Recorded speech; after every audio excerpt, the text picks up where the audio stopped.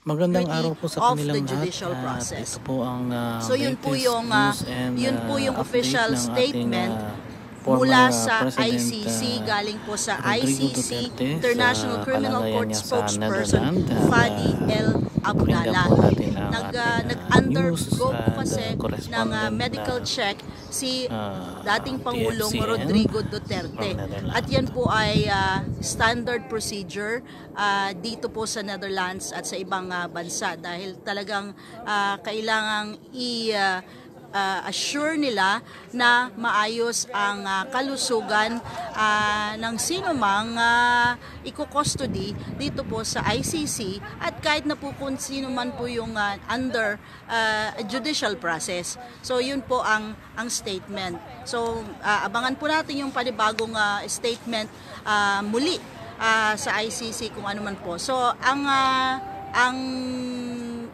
for sure po dyan ay nandito po sa detention center ng ICC ngayon si dating Pangulong Duterte. So ngayon naman po, kaninang umaga sa ating live feed, merong mga supporters na nandito. Ngayon medyo papahapon na at wala na pong masyadong mga supporters at anti-Duterte ang nandito ngayon, at medyo matiwasay, ang sitwasyon medyo tahimik na po. So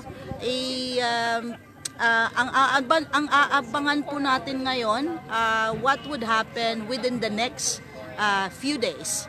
Ano po ba ang mangyayari? So, either ano yung mangyayari bukas, Friday na, yung court po kasi hindi naman nagtatrabaho ng Saturday and Sunday.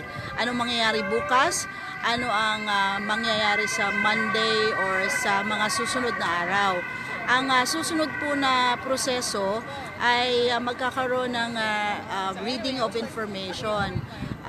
Ipipresenta si dating Pangulong Duterte doon sa ICC, at babasahin lamang po yung information na sasabihin kung siya po ba ay ito po yung mga charges.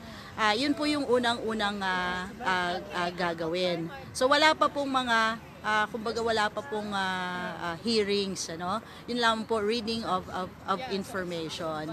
At ito po ay nasa pre-trial stage. So meron pong sa pre-trial stage ay may 3 judges chamber, at sila naman yung magdedetermina kung mayroong basihan yung reklamo. Yun po.